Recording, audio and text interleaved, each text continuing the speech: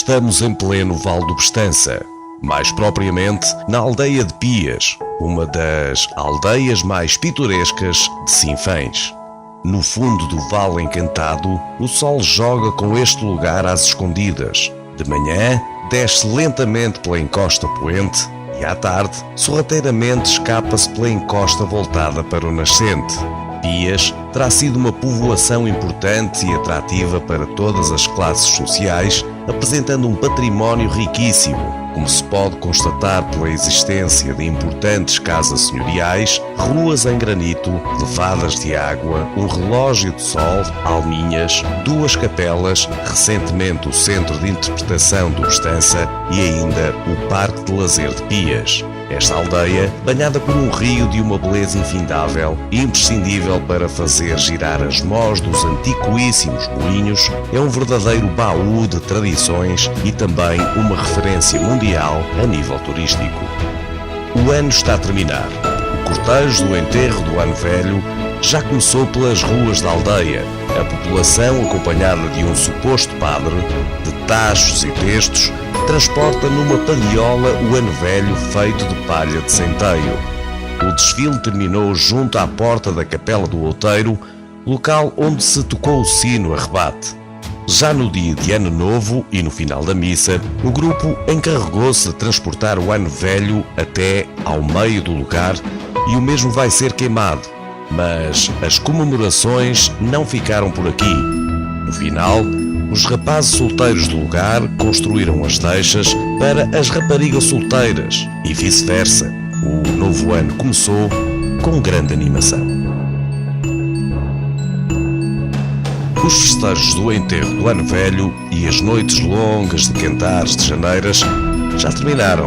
Estamos em fevereiro e os preparativos para o entrudo começam com grande folia.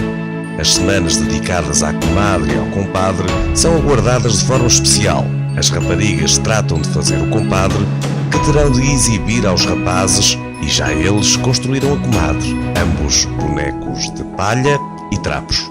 A determinada altura surge um rebuliço que se deve ao facto de alguém aparecer com o compadre ou com a comadre na mão, prontos para iniciarem a corrida aos mesmos. O destino de ambos será sempre a fogueira, sendo que, até serem destruídos pelo fogo, a animação estará garantida, juntando desta forma novos e velhos em todos os cantos da aldeia.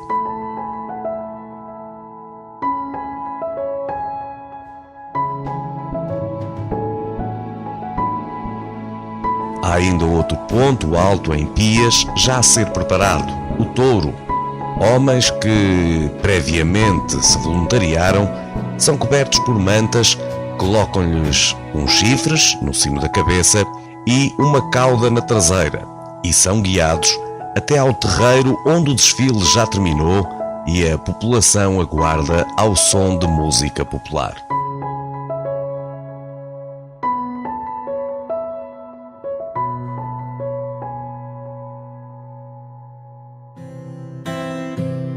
É chegada a época da Páscoa. As gentes da terra estão de volta à casa das suas famílias. O domingo começa com todas as pessoas a despertarem mais cedo. As donas de casa apressam o almoço, onde a preferência é o cabrito e o borrego. Dentro das salas já se cobre a mesa com uma toalha de renda ou bordada, onde depois é feita a tradicional decoração para receber a visita do compasso, que é alertada pelo toque do sino. Os habitantes de Pias guardam os ramos benzidos na missa ou o alecrim utilizado na decoração da mesa para, em dia de trevoada forte, serem queimados e acompanhados por uma oração a Santa Bárbara. Já os mais novos e em férias de escola juntaram-se e organizaram a caça aos ovos pelas ruas da aldeia.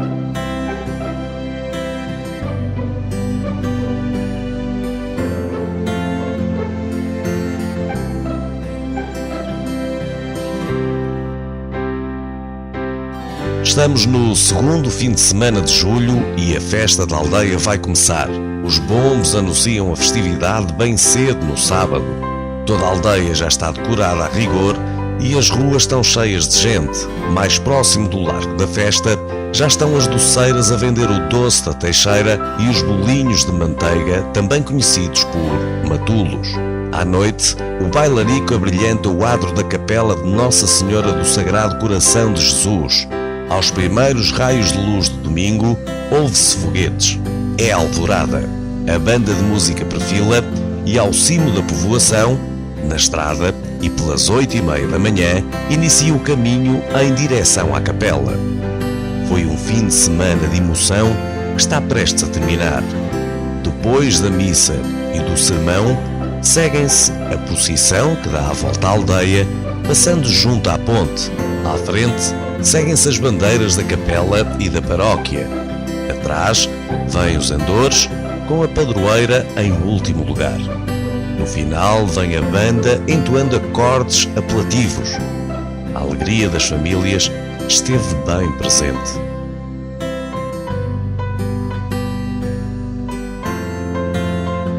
O verão terminou e pelos caminhos e tabernas os vizinhos começam a combinar a vindima, de forma a se poderem entreajudar. Por vezes, durante o árduo trabalho, ouve-se alguns cantares e até uma concertina. Depois das uvas cortadas e transportadas em cestos de madeira às costas, é hora de se dar início à sova.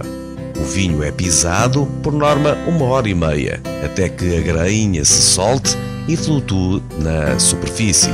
Já o canganho da uva mais tarde irá para o alambique, a fim de poder ser transformado em aguardente.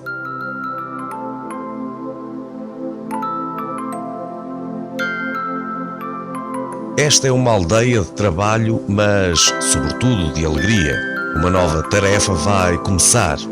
As famílias juntam-se e cortam o milho com uma focinha. As espigas vão-se amontoando em cestos, que mais tarde serão carregados no carro de bois e transportado para a eira.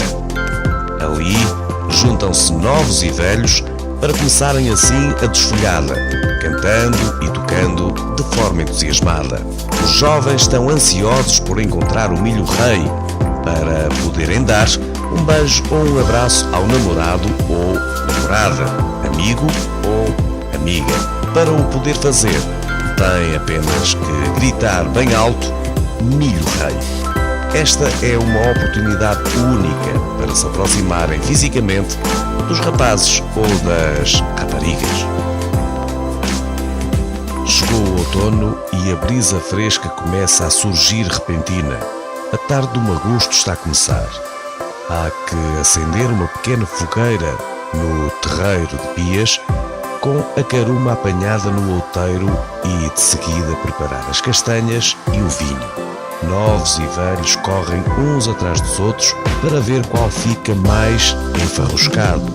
Há ainda alguns corajosos que saltam a fogueira. Tarde cansativa, onde se cantou e dançou até o anoitecer.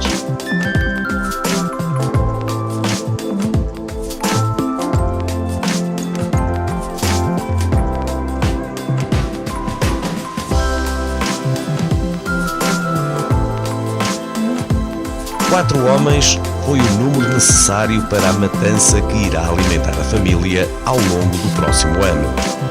Após a morte do porco, a mulher da casa recolheu o sangue, cozeu numa panela de ferro e posteriormente serviu com azeite e alho aos ajudantes. Enquanto isso, foi feita a queima do pelo com faixas de centeio e a lavagem com água, sabão e uma pedra. Depois de retirado o bucho e os intestinos, desenvencilharam-se as tripas, lavaram e colocaram em salmoura para as tão aguardadas chouriças e salpicões. Hoje foi dia da desmancha feita na adega, onde o animal ficou pendurado no chamariz.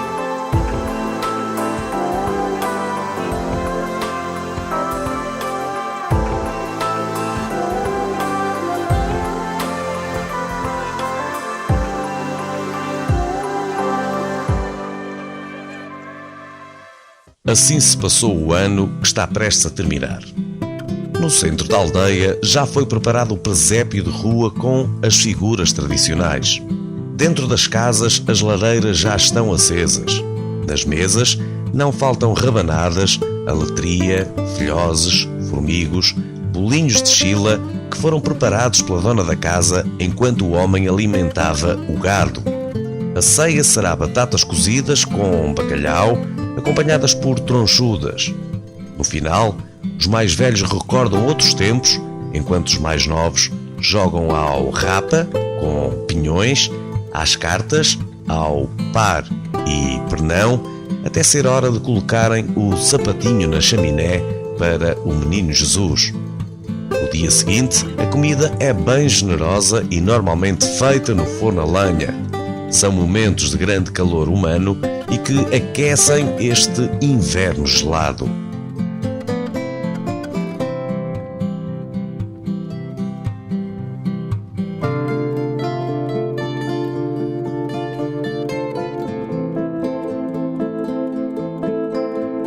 Por falar em aquecer, o forno de lenha já está aceso. Na cozinha, prepara-se o pão com farinha de centeio ou de milho, moída no moinho junto ao estança. Amassa-se a farinha com sal, fermento caseiro e deixa-se descansar algum tempo no tabuleiro. O forno é varrido com uma vassoura de giesta para que fiquem apenas as brasas e a massa, que é dividida para se formarem as broas, nas quais é desenhada uma cruz com a mão.